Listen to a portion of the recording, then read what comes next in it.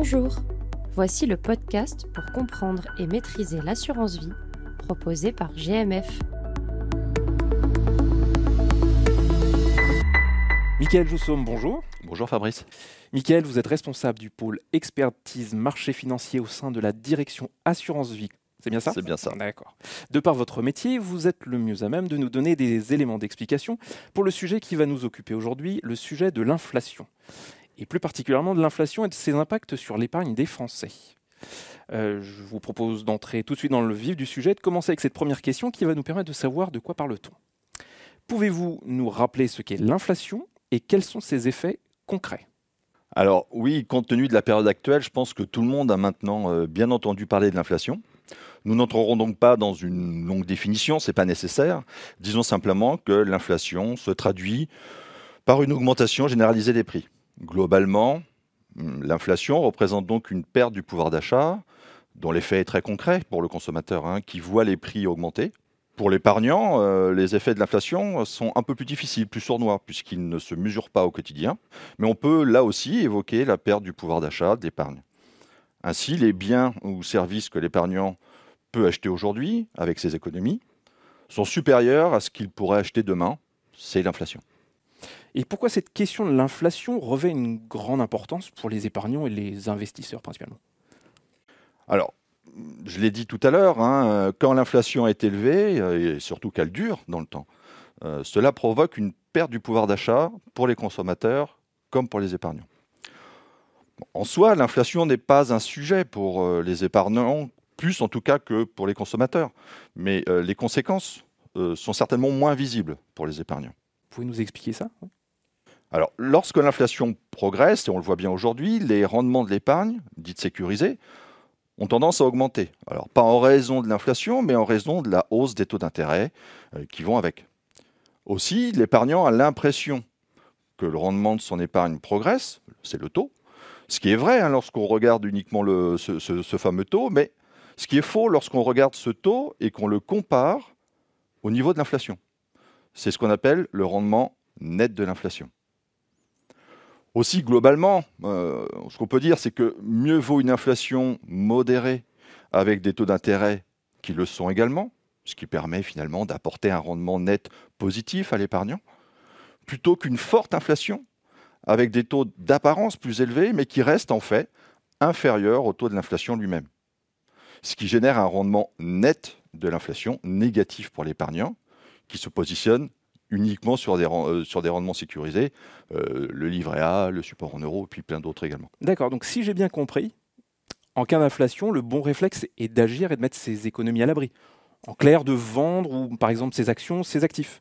Ah oui, alors c'est un réflexe naturel, mais en cas de forte inflation, mais d'ailleurs comme de tout autre événement, des événements non maîtrisés pour l'épargnant, l'important est de rester concentré sur ses propres objectifs à moyen et surtout long terme. C'est quelque chose qu'on répète très souvent. On ne vend pas.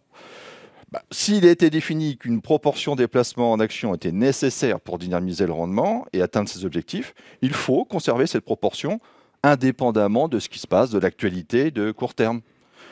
Pour reprendre le cas de figure que vous exprimez, vous disiez mettre ses économies à l'abri en cas de forte inflation.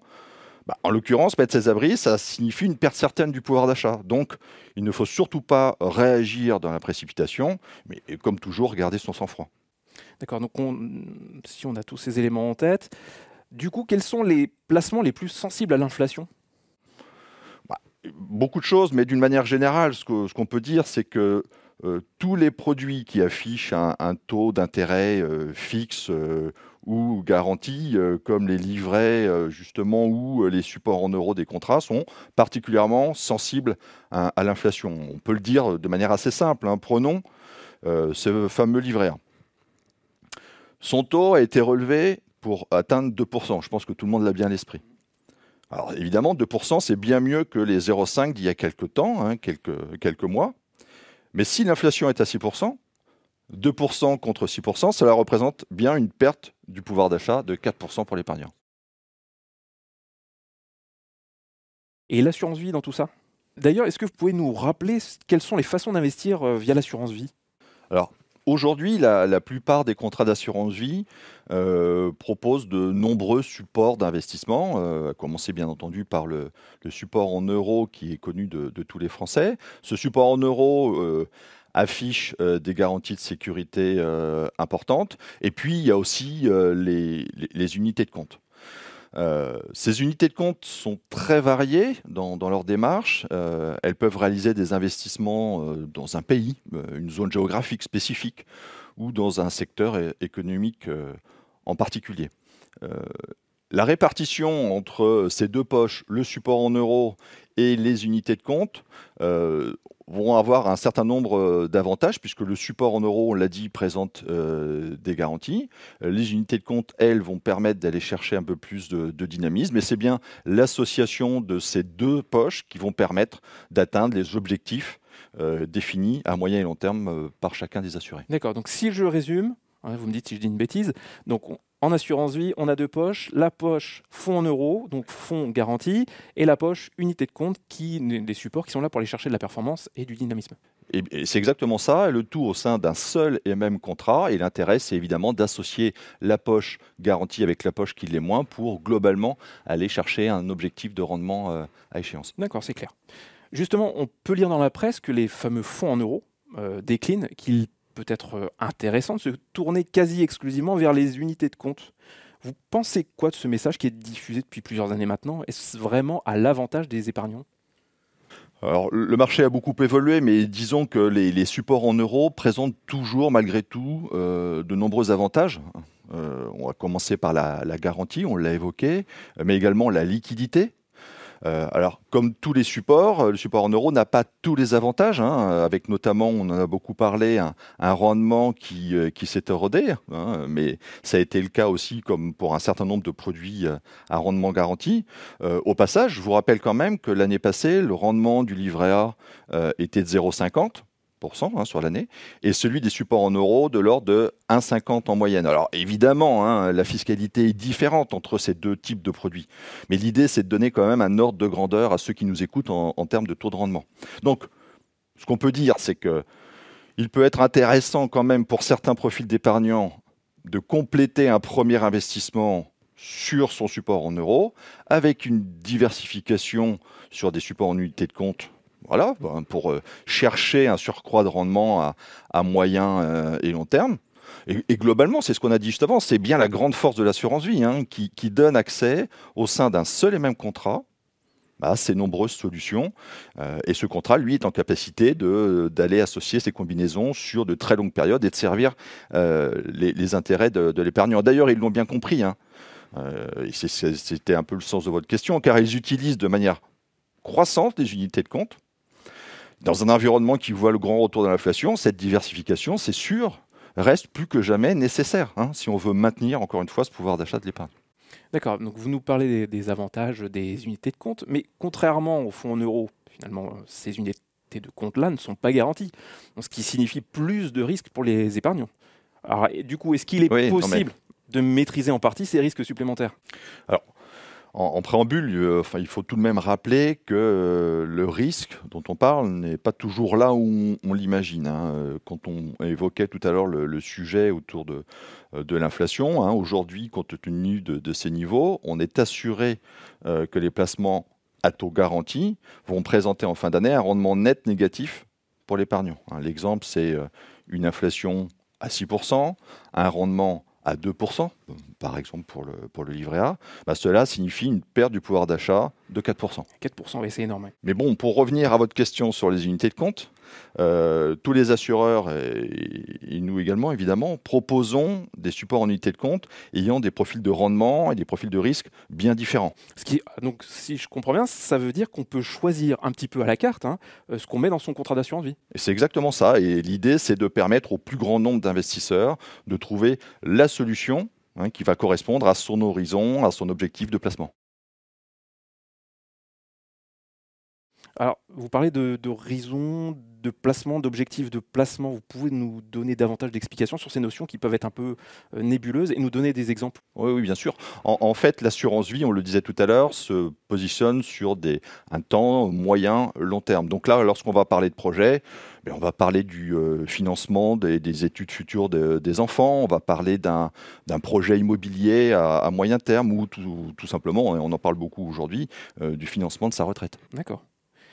Et donc, pour en revenir à nos unités de compte? Alors voilà, pour en revenir à nos unités de compte, en fait, il faut aussi se souvenir qu'elles sont systématiquement ou quasi systématiquement proposées en association, en combinaison avec le support en euros. On l'a dit tout à l'heure aussi, il présente, lui, des garanties. Oui. C'est donc bien au niveau global du contrat qu'on va regarder cette répartition entre les différents supports, support en euros, support en unité de compte, et c'est ça qui va justement permettre cette maîtrise, en tout cas une certaine maîtrise du risque. Enfin, c'est important, encore une fois, hein, cette notion de durée, puisqu'en fait le moyen et le long terme présentent en plus l'intérêt de lisser dans le temps la nervosité des marchés financiers. C'est-à-dire? Souscrire, par exemple, une UC en action aujourd'hui et la vendre quelques mois après, là, ça va présenter des risques de perte en capital significatifs. Alors que si vous conservez plusieurs années cette même unité de compte en action, le risque de perte en capital, il va être plus limité. Pourquoi ?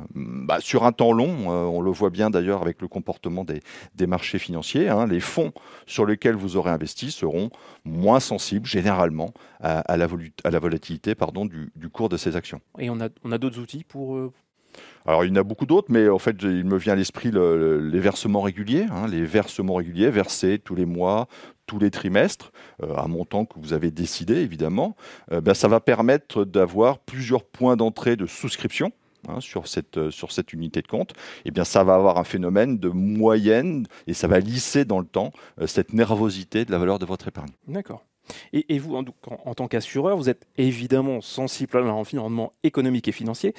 Comment vos équipes font pour être dans l'anticipation, ce qui n'est pas toujours facile, j'imagine, mais et pour pouvoir gérer l'épargne des assurés en bon père de famille? Est-ce que vous avez fait des projections? Est-ce que vous avez établi des scénarios pour les mois à venir?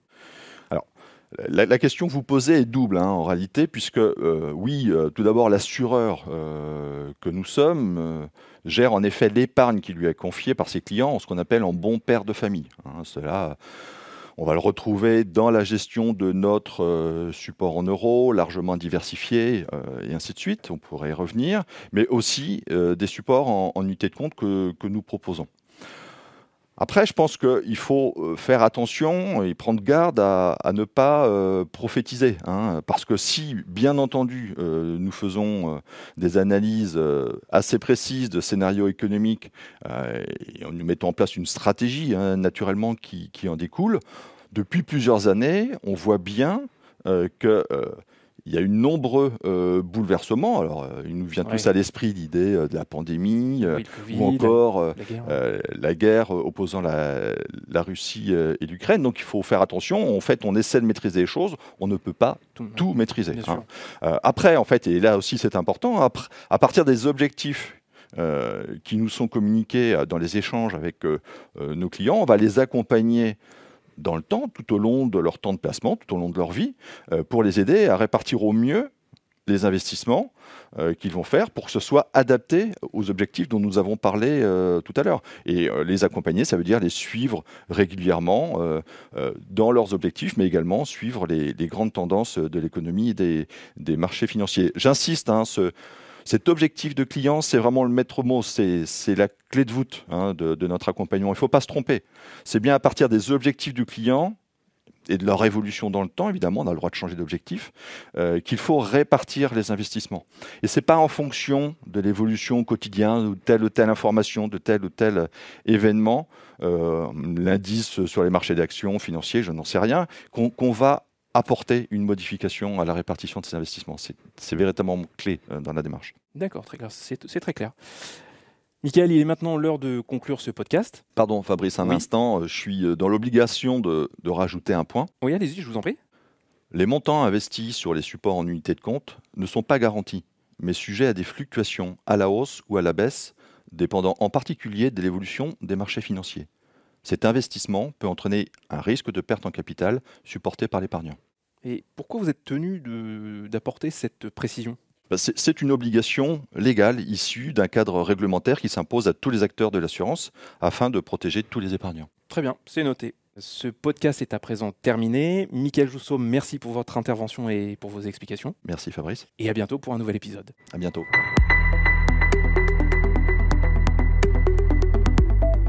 Ce podcast est produit par la direction Assurance Vie et les Éco-Publishing pour GMF.